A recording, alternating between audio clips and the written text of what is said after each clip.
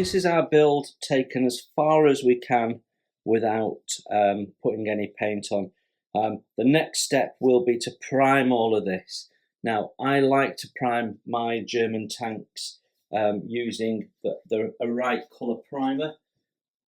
So I will be using the red-brown primer from Vallejo, assuming I've got enough left. I think I have.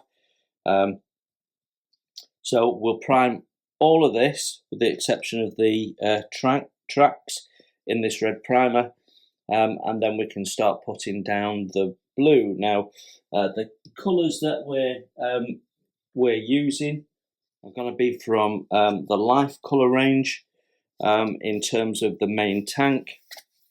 So that gives us everything that we need. For the tracks, we're going to use this set from Ammo, which has everything we need in for the tracks and for the rubber of the wheels.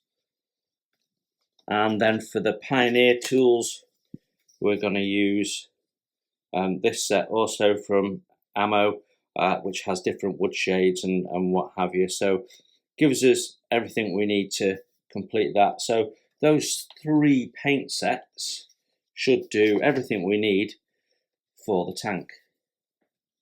Right then, shall we have some fun building tracks? So these are the 3D printed ones, and if this doesn't work out, I've got the kit supplied individual link tracks, which are made up of multiple parts. I believe they're a bit fiddly. So I'm going with the 3D ones because these are supposed to be very good from the reviews that I read. So I'm just breaking off the pins. You can see you can just snap them off. And they're done in such a way that if you look at this, all of those little nubs are the same height, so all those pins have snapped off in the same place, which means that we've got a nice perfect length pin. So in theory, we are putting together 2 pieces of track and then a pin in each side. So, and that should be all there is to it.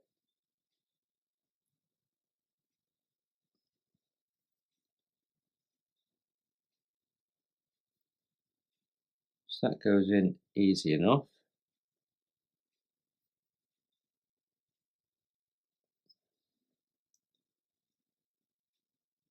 Let's do the other side. Now they're in 2 separate bags, left and right, so you're building 1 set of tracks at a time, and there's 2 lots of track pins, so hopefully they've provided enough. Right, my first test is, do the pins come out? No, don't appear to. Do the tracks move? Yeah, they do. Okay.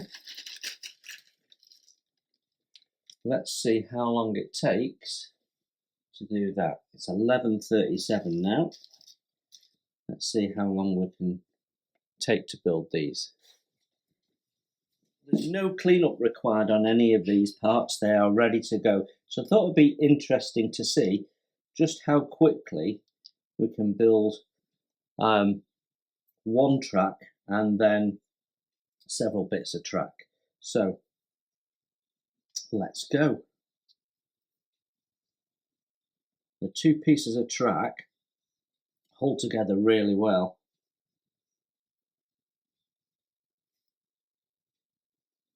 The pins go in really well as well.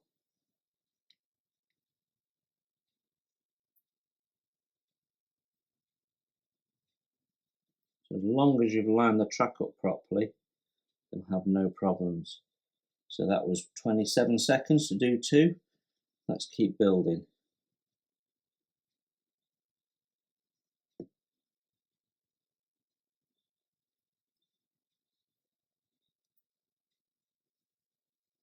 I think we've just snapped a pin. That's interesting. Now what I've just noticed wasn't made explicit in the instructions is that the pins have two different types of head. So now I know that, I will endeavour to use the same pin head on each side. Okay.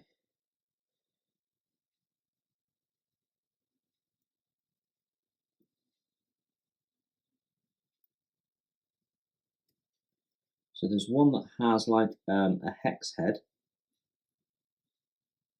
I will put them all on the same side. And then there's one that has like a dome head. And we'll put them all on the same side.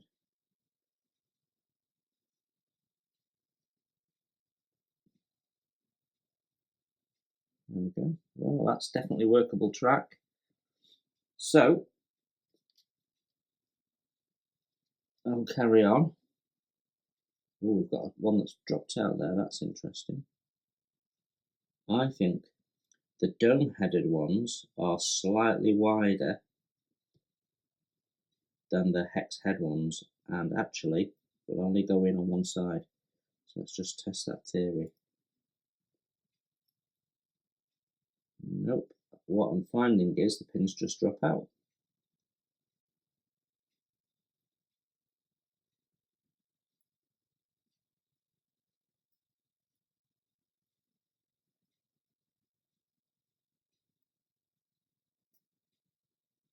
There was a little click there, so maybe I hadn't pushed it in.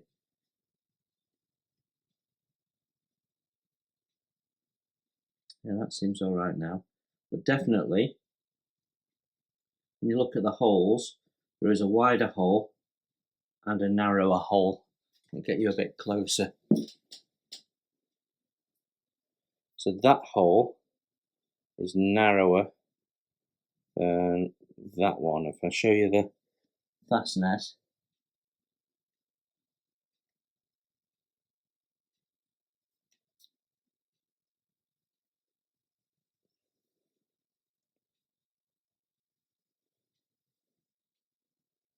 you can see there's two different head types. One goes in one side and one goes in the other. And if you get them in the wrong side, it won't go in, therefore will snap, or it will fall out again. Okay, now I know what I'm doing. That'll take a little bit longer because you've got to make sure you've got the right head. So I could split them into two different piles, but I don't think I'm going to. We'll just keep building and get this track done. Okay, I am 7.5 minutes into building these tracks. And the problem I'm having, as you just saw, is the pins don't stay in. And the pins also are snapping. There you go, another one just dropped out. So actually, I'm spending more time trying to hold the tracks back together than building them.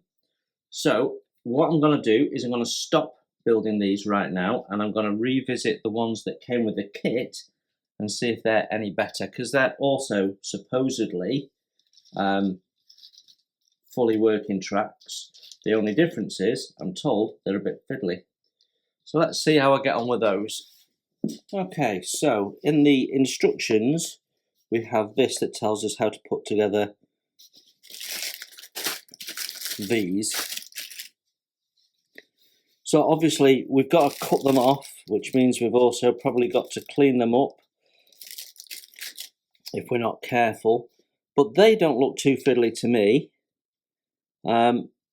It says 96 pieces each side, doesn't say they're left or right handed. So I'm going to have a go at building those using a track clamp. So let's see how we get on. So I'm going to be interested to see how long it takes to build one of these. So let's do that, including removing it from the sprue, cleaning it up. So what we're going to do is take one track link and one connecting piece off, clean them both up. I do have one that's already cleaned up, but it wouldn't be fair if I didn't clean them both up. Clean them both up, put that in place and glue that on, and that is building one link. So let's see how long that takes. Okay, so we don't need the tweezers for this task like we did before, but we do need some glue. I'm going to swap this for the quick setting. Okay, so we don't need the tweezers for this task like we did before, but we do need some glue. I'm going to swap this for the quick setting. Okay then, so sanding stick, glue and nippers, sprue in hand, let's go. And the thing to do is to try and cut them off as neatly as possible so that we have to do as little sanding as possible.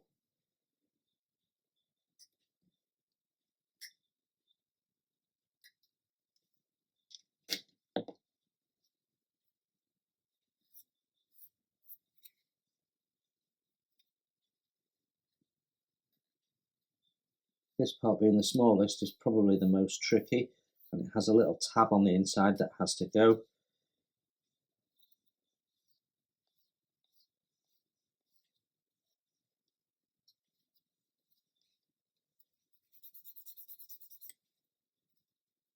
That's done.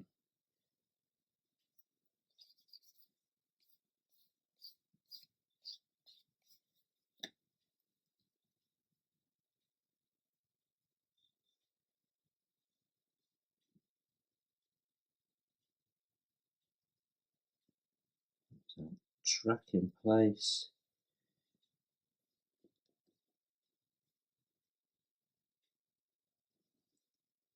Put a bit of glue on, wait a sec, put a second lot of glue on.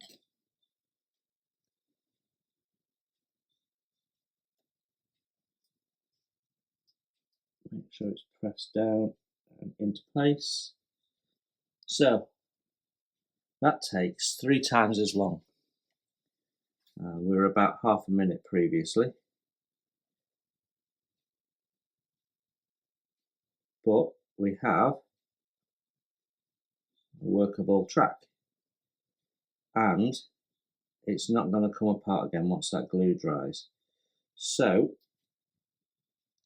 I think on reflection, what I'll do with the next small part that we put down is we'll put a little touch of glue on that surface and a little touch of glue on that surface so they're both sticky when it goes down. I think that will save a little bit of time, but I actually think I prefer these. So I've had a little play. It's about 27 degrees here, and what I'm finding is the quick setting is flashing off just too quickly, so I've gone back to my ordinary extra thin. So having had a little play, I think these look really nice. I think they look perfectly good tracks. For plastic tracks, I doubt you'd get any better. I think they're well engineered as well. So you can see that just clips onto those. It's got 2 teeth that clip around that, and that forms the rest of the track. And you'd never know. You would never know. So I think they look great. I'm going to carry on with this track solution. I think it's much better than the 3D printed one, unfortunately. So there you have it. So what my plan is to get a little production line going and get 96 tracks and track links cleaned up, and then we can just pile through assembly.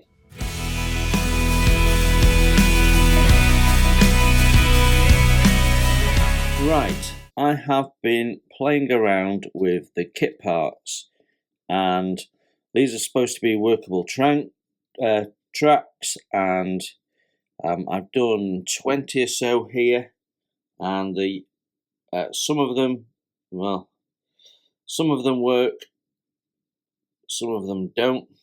The problem you've got is because of the way they connect. If you put too much glue on this part here, it leaches out into the joints and it locks your tracks together, glues them together. If you don't put enough on, then they don't hold and they break off when you try and move them. So the problem you've got is that really they don't work, and a bit like the problem we were having with the 3D ones, you're going back and reworking them. So that's not working for me particularly either. So I decided to go and have a look at the 3D tracks again. Now, the 3D printed tracks have pins that go in part way, but actually these holes run the full length. So I decided to have a go with a bit of wire. So if you've ever used white metal tracks, that's pretty much how they do it. And that is working a dream. All of these are properly movable. There's no cleanup time on them, so it's just cutting some wire to length. So as you can see, I've had a bit of a play. You need to cut your wire to 19mm long. And I'm just going to put two together and show you how I go about it, because there's a bit of a knack to putting a wire in without having to glue it and getting it to stay there. And obviously, if the wire's thin enough that it'll pass through the hole, and you can push it all the way through, it's thin enough to drop out. So the way to prevent it from dropping out is to get it to have a little bit of friction when it's in those holes. So I have a piece of wire here that I've cut. It's 19mm long, and what I'm going to do is I'm basically going to put some bends in it, so it's almost like it's crimped.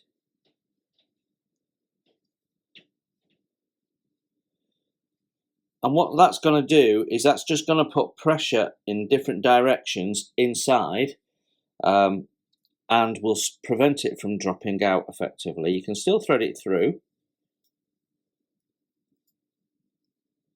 but you can feel there's a little bit of friction. And if I pulled on that now, it's not wanting to come out. You need a little bit of force to get it out, therefore it's not going to drop out. There we go. So push that all the way in. It is not going to drop out, and I've got a fully working track. So that is going to be a quicker method. So let's, out of interest, time how long it would take to do the 3D tracks using wire right from the start of the process. Right then, I think I have everything ready. We're using a piece of wire that I've already cut as the measure for the wire, and we'll do the whole process right from the off. So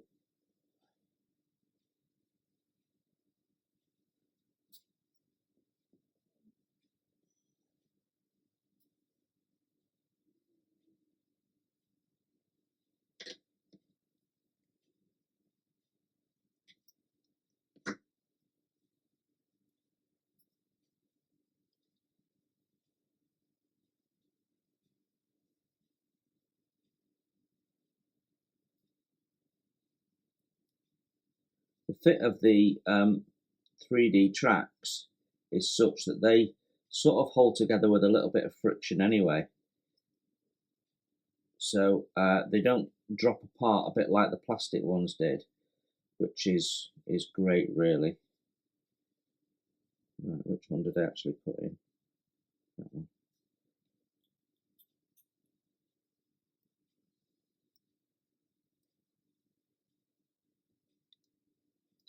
So that was 59 seconds. So that's slap bang in between doing them with the pins and making the plastic ones. So it's a little bit more long-winded because you've got to cut the wire, but you're saving time because you've not got the cleanup, and they don't drop out, so you're saving time there. So for me, this I think is the solution. 3D printed tracks with wire cut to length. So I've simply got to do 96 of them for each side of the tank. And what we will do is start by cutting a load of pieces of wire to length, and then we can just bang away at it while we put something on the telly. Okay, I will come back to you when I've got 2 sets of tracks ready for painting. Okay, my first set of tracks is done, hooray! So over the last 3 days I've dipped in and out of this between various things that I'm doing, and as you'd expect, with 96 of these now done, I have a way of working. When you've got a repetitive task like this, finding a way of getting through it is a good idea, and I've done that. What I find is that every 10 to 20 links or so, my hand gets tired if I'm doing the same thing, so you need to swap it out a little bit. So I have a little way of working, and I'll show you that when I come to do the other sides. Now, as you know, I've been crimping some wires and pushing them in, and you can see that that is working lovely. We've got fully flexible working tracks. That's brilliant. As I'm just finishing the last one, I've started listening to Rim's Models in the background. He's just finished his Rye Field Storm Tiger, and he's using exactly the same tracks. And what he's done is he has just put a small amount of CA glue just at the head there, so that the pins stay in place. Not sure why I didn't think of that, but obviously it's a tiny amount of glue to make sure that you don't glue the tracks together. So you know what, I'm still gonna stick with doing the wires solution for the other side. It's worked for me, plus I've just cut 96 wires, so we're gonna use them. So let me show you how I've gone about it. Oh, one other thing to show you is I did manage to break one of the tracks in the process. You can see there that the tooth has come off. So, but don't worry if you damage one or two. You do get quite a nice number of spares there. So I can just swap that out. Just got to work out how to get the wire out now, haven't I? Okay, production of these set of tracks has come to a grinding halt. And the issue is that I now have too many track links which are oversized and don't go together. I mean, I'm pushing that with all my force and it will not go in, because that tooth there is just too wide for the slot it goes into. So, and I've got loads of them, and I've now got to the point where so many won't go together that I don't have enough to build 96 tracks. Some of them are breaking, trying to push them in, trying to push them apart. I'm struggling to get the wires in as a result because they won't quite align. I've come to the conclusion that Rye Field Models have really poor quality control, because this is a separate kit that you buy for the main kit, and we're having issues with that now. So I have one set of very nice tracks. These went together really well. These 1 in 3 don't fit together of the right hand side tracks. So fundamentally the tracks don't look any different. So what I'm going to do is I'm going to use these on the left hand side, which will be the side facing the viewer as you look at the diorama, because they're done and they're great. And we're going to battle on with these the plastic kit ones, for doing the other side. So I'm going to treat these as link and length, and we will glue them into shape around the wheels come the time. So that sort of brings me to a natural halt with the tank tracks for now. So we will go back to the model, where pretty much just got painting left to do for now.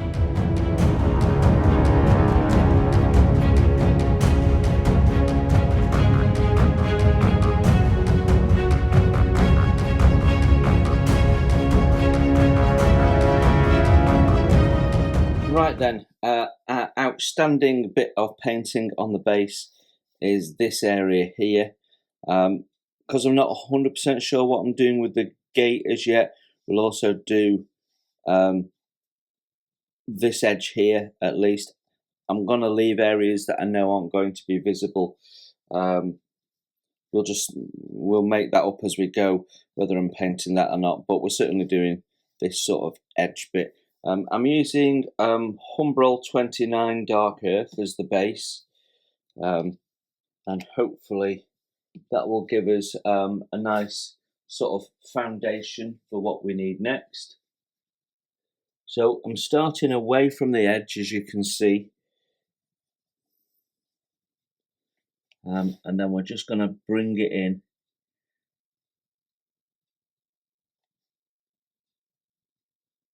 We're sort of almost dry brushing, but not the edges. And the idea is just to keep us with a bit of control.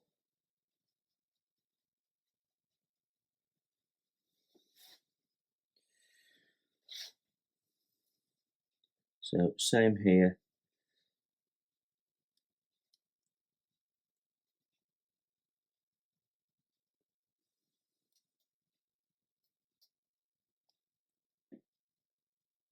Now the very edge of it you can leave grey for now, because when we paint in the greens for the vegetation, that's when we can worry about getting right up and making sure there's no vegetation texture left unpainted.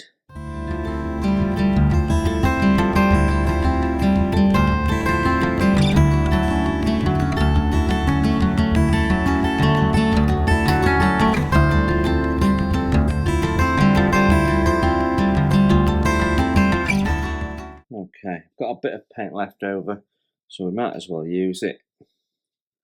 I always tend to mix too much paint. So I've just thinned that out a little further, just to make it go a little further.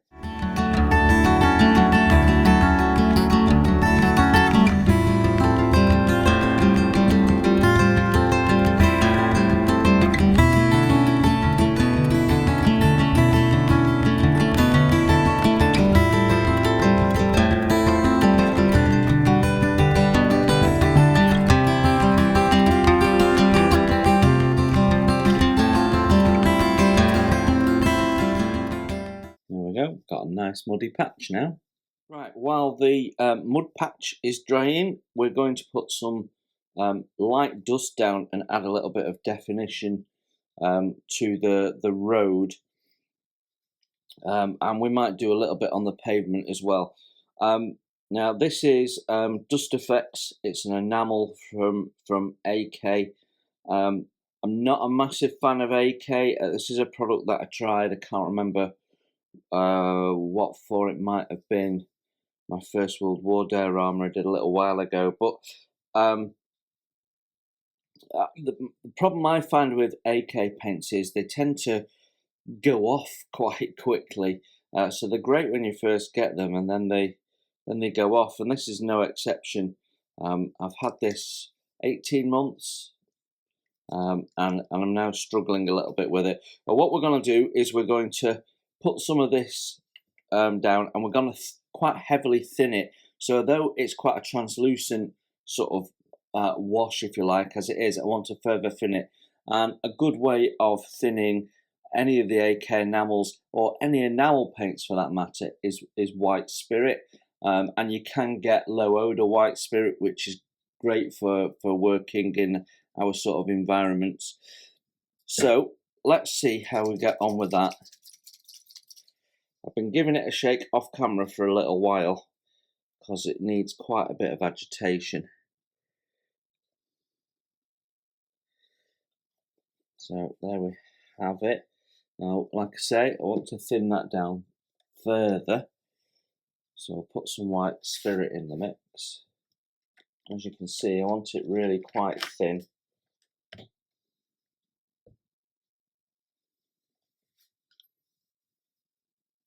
Let's just give that a mix up. So we've got a very thin sort of wash. Got a lump in there. See, that's quite typical of AK paints. They're not the best. And not a system I generally buy into. Right, okay, so what I want to do is just mark out sort of like a dusty patches where the vehicles don't trundle. So that's the centre and the edge and in the sort of the middle, so that we've got two tracks where vehicles tend to trundle. So we'll just start in this corner here.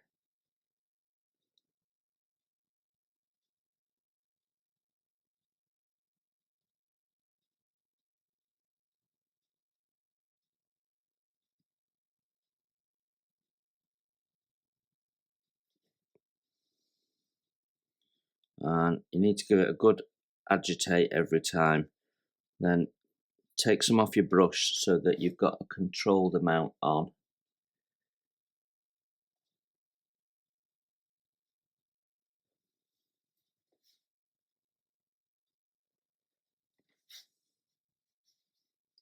It always looks a little bit more harsh when it first goes on, and then as it flashes off, you'll see that it works out okay.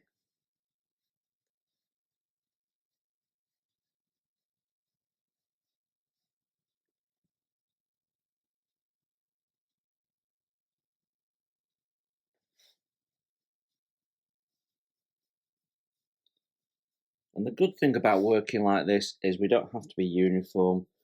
You know, we don't need to have any precision, because in real life that sort of precision just isn't there.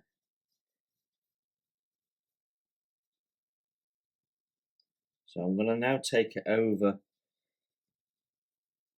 the edge of the cobbles just a little bit.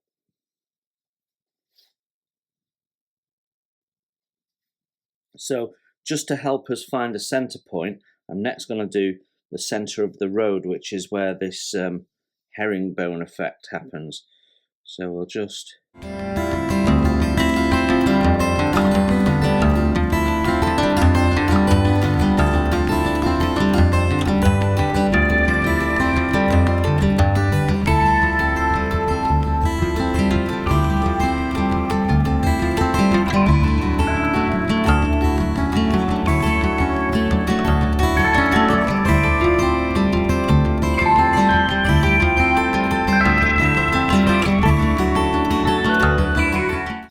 okay, so we've defined both sides of the road now, and that makes it a lot easier for us to find our middle point.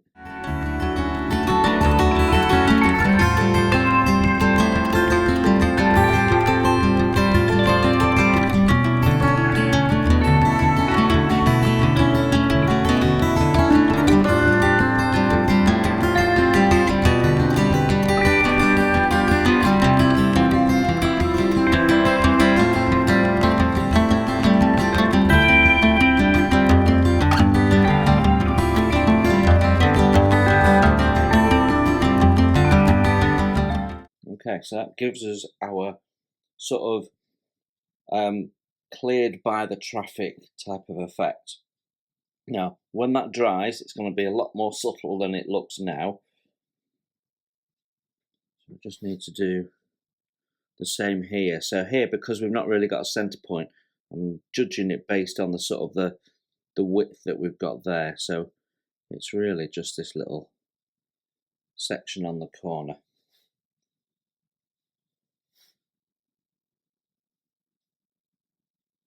There we go, I'm happy with that. So what we can do now to key in the buildings is we can just do the same around the edges. Not very much, just a little bit.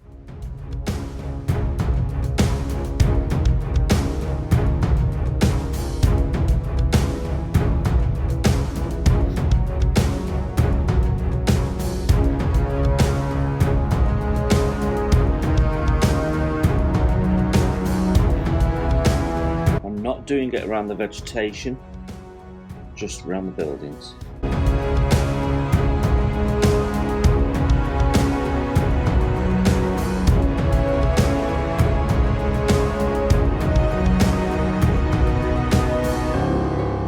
know we're going to have some posts there, so I'm just going to do a patch where those posts will be.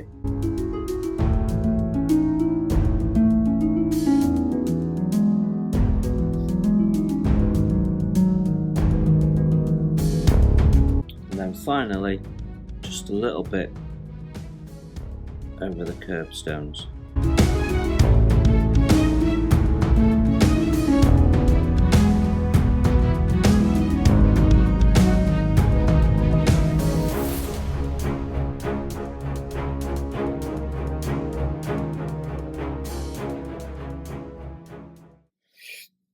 Okay, now my gutter needs to have more than anything else, so I'm now going to go down with a nicely mixed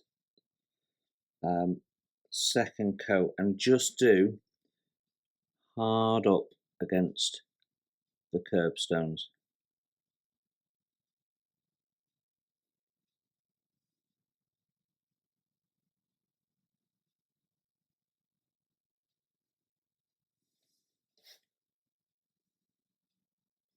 And here where we've got a puddle, we can just bring that out a little bit.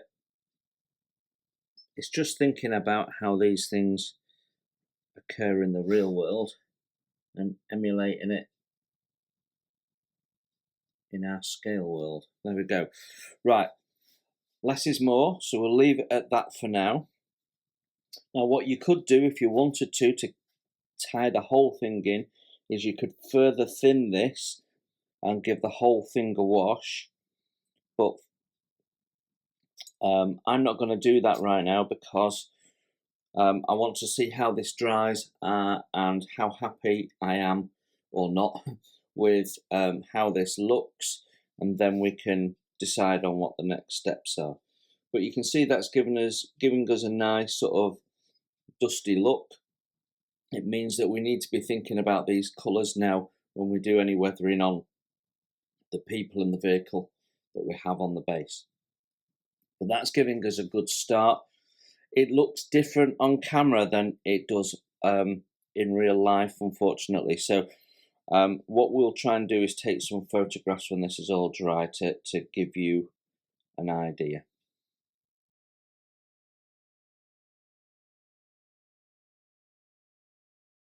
Okay, focusing back on our house, we've got a little bit of filling to do.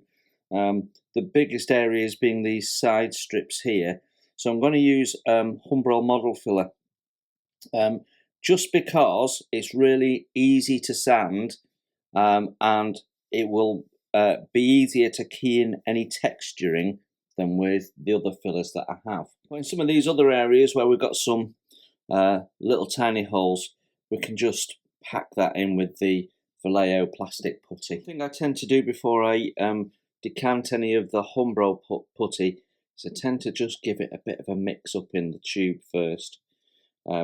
Otherwise you'll find that you get an oily residue that wants to make its way out first. So just agitate that in the tube a little bit.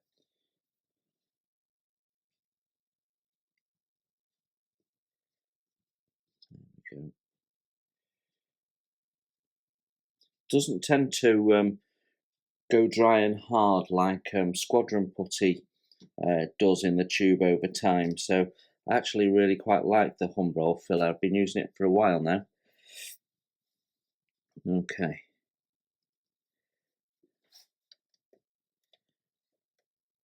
Now I do have a lip that needs to be sanded back, so that's going to help because I can build up to that lip and we can sand it all back at the same time.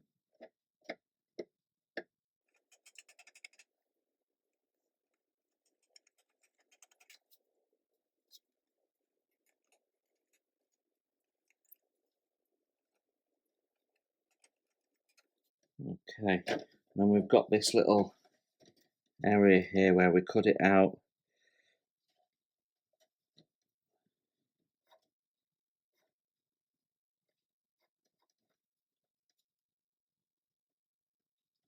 This will be quite prominent on the diorama, so I need to build that up and make that look what I want. You'd be almost tempted to use some milliput on this, but you can build this up and sand it back and key it in, and it'll look fine, and it'll be quicker than the milliput. And like I say, you can key it in to the texturing better with this than you can the milliput. There you go.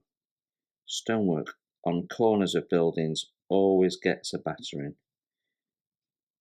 So I'm just laying some out over this area as well, where we don't need to fill, just because we can use it as a bit of texturing.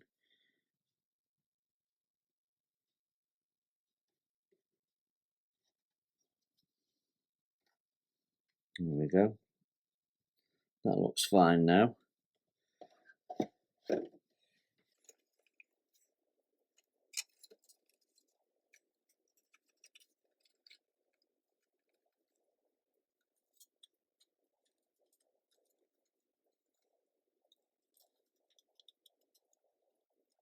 So again, I'm just building it up. I'm using the filler to actually give me some volume on this corner.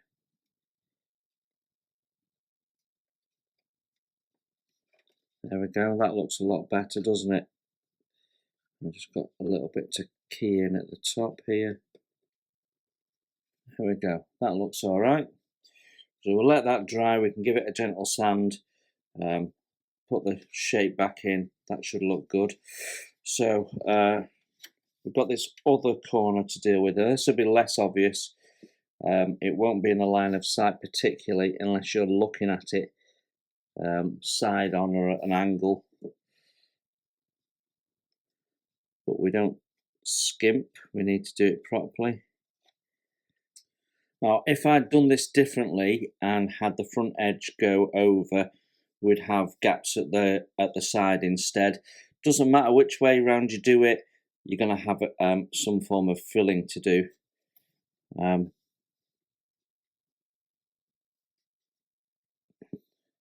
I guess some people would prefer it on the side than the front. Okay. Right, so I think in terms of the main structure of the building, that's okay. Now, the next thing is this tile at the top. So that would be normally filled with some mortar. So we can use our filler to do that as well. Again, fairly prominent because it's on the top.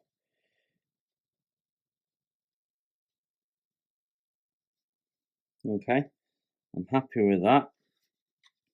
I'm not going to worry about gaps in the wood because that's sort of as it would be, and when we paint it and weather it, we can make that look part of it.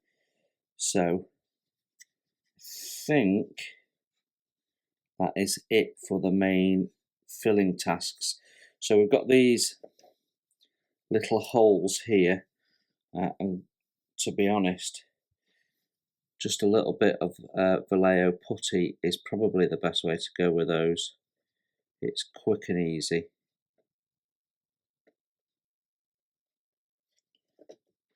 Done, simple as that.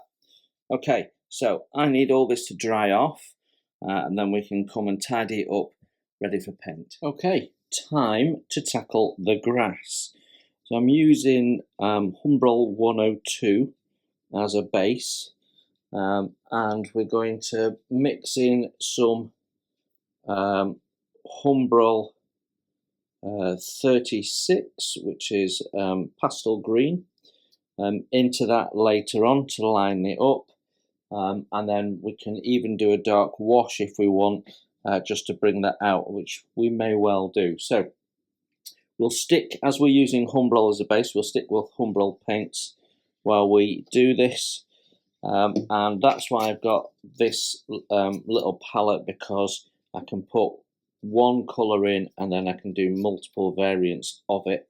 So it's actually a blister pack for tablets. They're quite handy when you're doing lots and lots of different colour ranges. So let's start with our 102 base.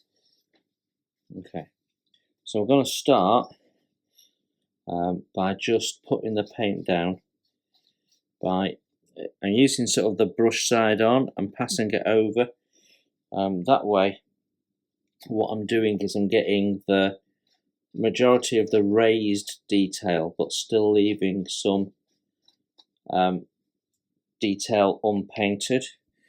I want to build this up in layers, so I don't want it even, and I'm doing it first on this area just to prove my process before I take it to this front area here.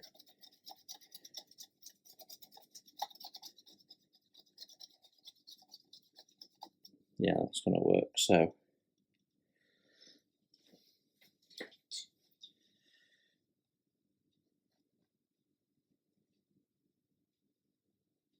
this is going to help me capture some of that detail that we didn't get in the earth colour initially.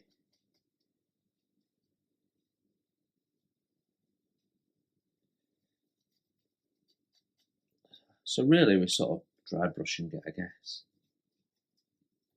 Okay, doesn't need to be perfect. So I'm going to put some of this light coloured lime green in, which is actually a colour used on a British tank, Second World War tank, believe it or not.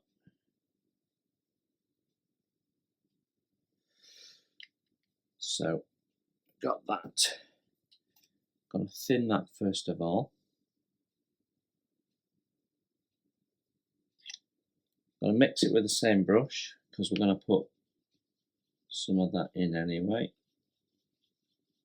It's a nice, vibrant, spring-like colour, isn't it? Right, I'm going to wash my brush and then we can start mixing.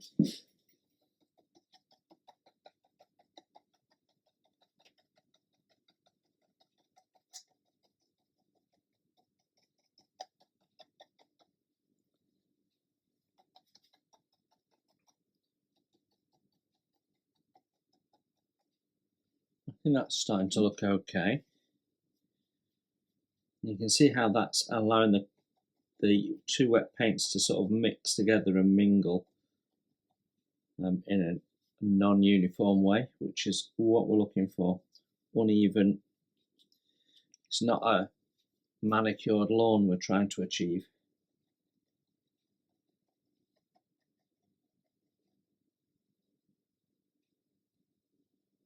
Okay, I think we can leave that to dry now.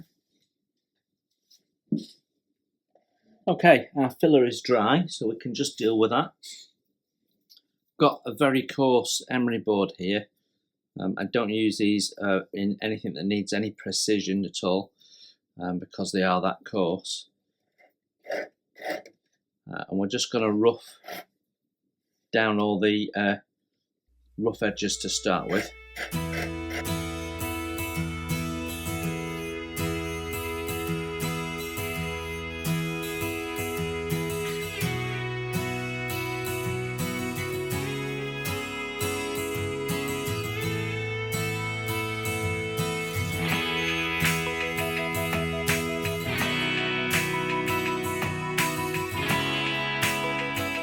Now when I'm doing brush painting, I always overestimate how much paint I need and end up with leftovers.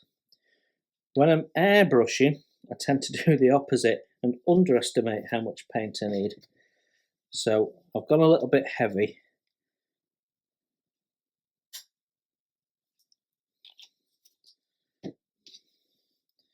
And because I was talking to you, I didn't count how many drops of paint to put in, so I don't know if I'm at 50-50 or not. We'll just mix it, take a view. Well, that is definitely a bit thick. The art of painting with an airbrush is very similar to the art of painting with a paintbrush. It's really lots of thin layers to build it up is the way. There we go, we're going to try that.